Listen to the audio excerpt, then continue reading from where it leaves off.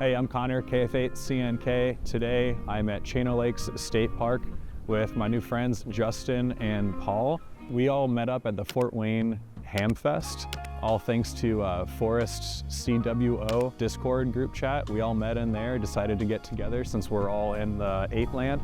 And here we are, we're all activating here at the park, kind of suffering this cold weather, making the best out of it, staying warm with some tea. We're gonna get this park activated, do some CW and maybe a little bit of voice. Let's check it out.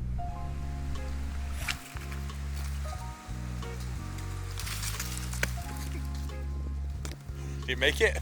No. Hi, my name is Justin, amateur call sign November 8 Juliet Mike Sierra.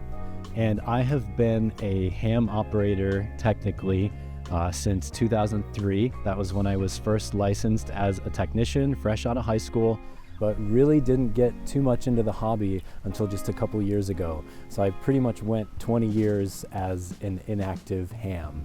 Never really thought that I would be into Morse code. I always thought that I would be kind of a sideband guy, but I had sort of got back into Parks on the Air during the pandemic. Did some sideband activations and was like, this Morse code thing seems pretty cool. I had learned the basics of Morse code a long time ago, but certainly not enough to be able to have a QSO. But I sort of refreshed my skills and I commented on a video of Forrest KE8BHN, and to my surprise, he emailed me after I left that comment, and we just started chatting a little bit, and that's the reason why I'm here with you today. Hey, I'm Paul Burley, KE9BHN. I got licensed in ham radio last year in 2024, and I've just come upon 1 year in ham radio, and it's profoundly changed my life in every way. I actually discovered ham radio on a road trip. It came up in my algorithm. Of course, Thomas Witherspoon was the first person to come up in my algorithm, but right after that, Aaron Bowman, W4ARB, he operates in a park many mornings of the week, and I looked at that video and I was like, 100%, this is exactly what I want to do every morning. I didn't know what to buy. I purchased his gear almost exactly, and I didn't quite know the code completely, but I went out and activated Morse code in a park anyway. You don't need to know it perfectly to get out there and just do it. Part of the beauty of Parks on the Air is you get to marry your love of radio and your love of being outside. We have a beautiful fall day here today. It's a little windy, it's a little cold, but you get acquainted with these parts of the country that you maybe never would have experienced had it not been for this program that really gives you the main reason to go out to the park. But you discover these hidden gems in your own backyard and you're like, man, this was here the whole time, like literally my whole life, and now I'm finally just discovering it. That's part of the beauty of portable operations. I was very attracted to coming into this hobby because of Parks on the Air, and I wanted to be out in the parks, and I've been out in the parks almost every single day since I got my license.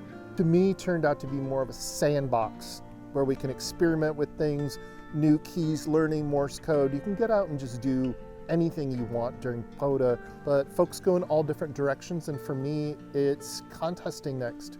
The community is just incredible. You have people of all different skill levels. You have folks who can, power through a QSO at 40 words a minute. You have new guys coming in and gals through, 5 words per minute, and you never have to be afraid to get on the key because the person on the other end was where you are right now. So chances are they're going to slow down for you. They're going to understand the anxiety of touching that key for the first time and making a QSO, and they are going to welcome you. They're not going to judge you. If you miss, if you send your call sign wrong, you send the wrong character, the wrong Q code. At the end of the day, it's just a hobby and we're having fun. And the fact that we can do it with other hams that feel the same way, it's just a really cool thing. Yeah, that's pro technique right there. I'm not a tech person. I don't come out of electrical engineering in any form. I really think for folks who are afraid to go on air, of course it's frightening. You'd be frightened if you're speaking another language in another country, which is essentially what you're doing with Morse code. The people who are communicating with you in Morse code have all been through what you're going through, all of them, and they're infinitely patient. I'm not patient with myself, but the people who are finding me to use Morse code repeated their call sign 12 times, 13 times, 14 times. I think if you are new to CW and you know the characters, you know the numbers, just get out there and do it. This is a hobby. It's not life or death. We're having fun. And worst case scenario, learn the question mark and send the question mark, and don't be afraid to just keep sending that until you are comfortable with what you've copied. At the end of the day, if you're activating, you're in control. So you don't have to be too worried about what the other person on the other end is doing or thinking. You are going to complete your QSO, and you're going to hopefully get your 10, and you'll activate your first park, and you'll always remember that experience. Yeah, I'll say I feel very strongly that we're in an allegedly divided society right now, but I don't believe we are.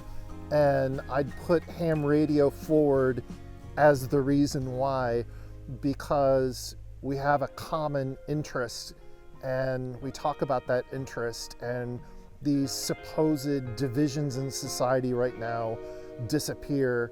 And I think that could be true not only for our hobby, but so many others, to get back to a civil society. There is the home base operation, but there is portable operation, there's digital modes, there's voice, there's FT8, there's CW. There's a little bit of something for everybody in this hobby. So if you are even remotely interested in any kind of electronics or any kind of communication, this is the place for you. There is a home for you here. That's all I got.